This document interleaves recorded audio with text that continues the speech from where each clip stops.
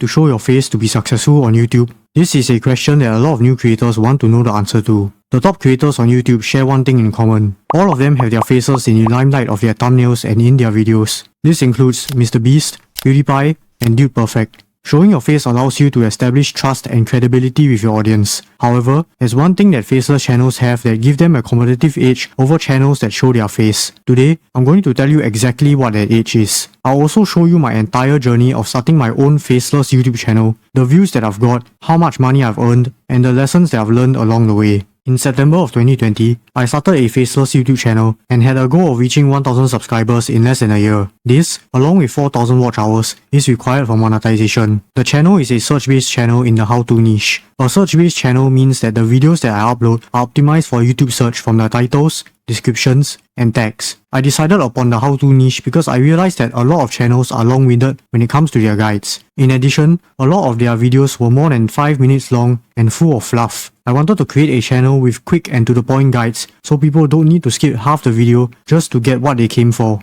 I uploaded my first video on September 13th, 2020, and it was a video on how to fix an error message from a popular platform. At that time, nobody made a video on it yet, and I knew that he had decent search volume, so I had to make a tutorial on it. I made the video from my laptop speaking to the microphone without a camera. In that video, I was presenting a simple PowerPoint and recorded it with OBS Studio. The video only had 11 impressions in the first day, but in less than a week, it started ranking in the number 1 position for YouTube search. This is because I titled exactly what people will search for, and there were no other videos covering that topic. Soon after, the video started getting 100 views per day, and by the end of 2020, it got over 15,000 views. Since its upload, more than 60% of the views came from YouTube search. Over the next few months, I started uploading similar how-to videos and made sure that they were optimized for YouTube search. I did this by titling the videos like what my audience will search for on YouTube. For those videos, I recorded them using OBS and edited them using Coupling, a free, simple online video editor. I did not speak into the microphone as the videos were just screen recordings of slideshows with text, so they were very simple to make. Each video took me about 30 minutes to make, and I used Adobe XD to create the thumbnails because I had a free student plan from my previous school. I was only uploading about once a month because I was busy with my main business, which was blogging. My strategy was simple. Every upload needed to go viral, as I was only targeting high search volume and low competition titles. Because of this strategy, 5 out of 10 of the next videos I uploaded went viral from YouTube search. By viral, I mean that the videos need to have at least 50,000 views and above. The most popular video on the channel has more than 200,000 views. The main reason why it got that many views is because that topic had a high search volume and nobody has ever made a video about it. So I was the first one who covered that topic. Because of this, within the first few days, the video ranked number 1 on YouTube search. In the 4th day, the video got more than 1,000 views. And slowly, after the 80th day, the video got over 100,000 views. I managed to accomplish this because I had a solid keyword research strategy. I simply found underserved topics and covered them. Now, you might be wondering, how do I do keyword research for my videos? I mainly use 3 tools for keyword research. This includes the TubeBuddy Chrome extension, Google Keyword Planner, and Reddit.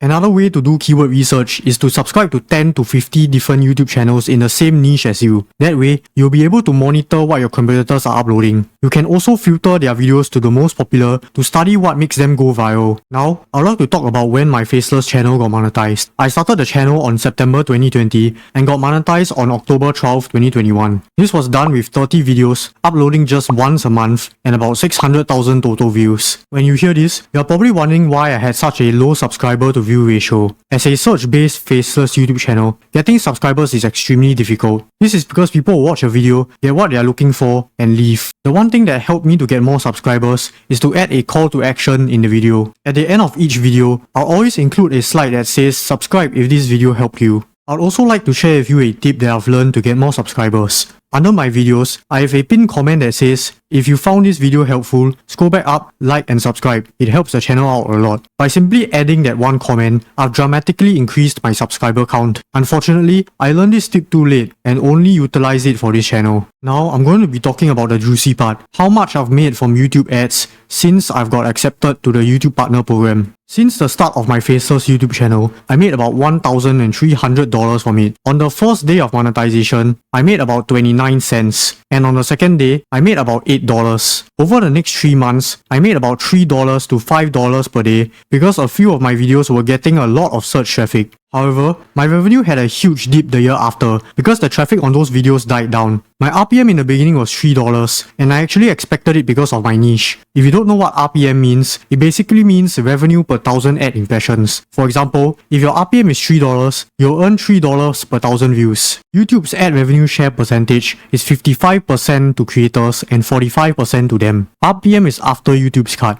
On the other hand, CPM is how much advertisers are paying for 1,000 ad impressions before YouTube's cut. Generally, advertisers pay the most for channels in the business or finance niche and pays the least for niches like gaming or football. Since YouTube's ad revenue is low, it's a bad idea to rely solely on ads as your only source of income. This is why I have affiliate marketing as my secondary income source. An example of affiliate marketing is the links that I've added in the description of my video promoting stock brokerages and cryptocurrency exchanges. When someone clicks on them, signs up and deposits money, I earn a small commission. Now, you may also be wondering why is there a couple of spikes in the graph. The revenue spikes were caused by a couple of videos that went viral because the topic was heavily trending on those 2 days. What's great about YouTube is that even if a video does not have that many views initially, it can take off months or even years later. Now, I'm going to share with you the overall stats of my Faceless YouTube channel since 2020 till today. Since 2020, I've uploaded a total of 72 videos on the channel and about once every month. Those 72 videos brought in a total of 1.6 million views, 1.7 million impressions, and 2,400 subscribers. The videos have an average click-through rate of 18%. The CTR was high because my videos were all search optimized and more than 60% of my viewers came from YouTube search. This is because search-based content generally have a higher CTR than browse-based content. The average view duration for each video was about 47 seconds long because most of my videos were under 3 minutes long. Currently, I've sort of abandoned the channel because its RPM is extremely low and I felt that I had no connection with my audience.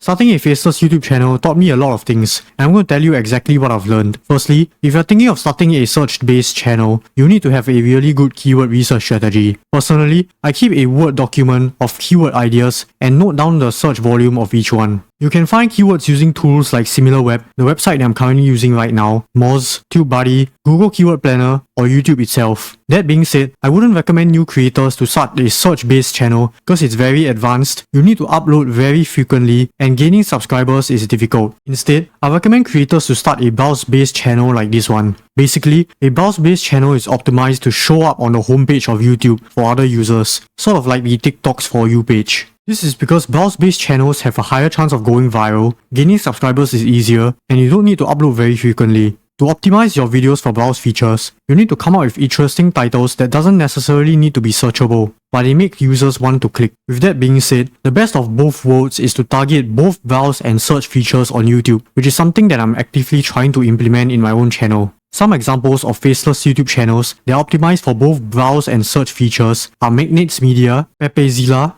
Tell Us More, and Lessons in Meme Culture. Let's take Pepezilla as an example. One of their most popular videos is titled Story of Melshroy, the most dangerous Russian streamer. Not only is the thumbnail and title clickable, but if you search for Melshroy on YouTube, their video is at the top of the search results. If the video was just titled Story of the most dangerous Russian streamer, someone searching for Melshroy on YouTube might not be able to find the video. Another lesson that I've learned is how much you can earn from ads based on your channel's niche and audience. Generally, finance, business, real estate, and insurance has their highest RPM, while gaming, sports, and cooking has the lowest RPM. Viewers from first world countries like the United States, Canada, and UK has the highest RPM, while viewers from India, Philippines, and other third world countries have the lowest RPM. In addition, shorter videos have a lower RPM, while longer videos have a higher RPM, especially videos that are longer than 8 minutes, because you can insert mid-roll ads in them. Finally, I would like to re-emphasize on the sniper strategy that I talked about earlier. You don't need to post once a day on YouTube because that will most likely compromise the quality of your videos. What you need to do instead is to have a consistent uploading schedule like once a week. And for every video that you post, make sure that it's something that your audience will be interested enough to click and watch. You might not make it big in your first few videos, but the more you upload, the more you learn and improve. The great thing about content creation is that sometimes all it takes is one piece of content to get your big break. YouTube's algorithm has changed a lot since 2020 when I first started my Faceless YouTube channel.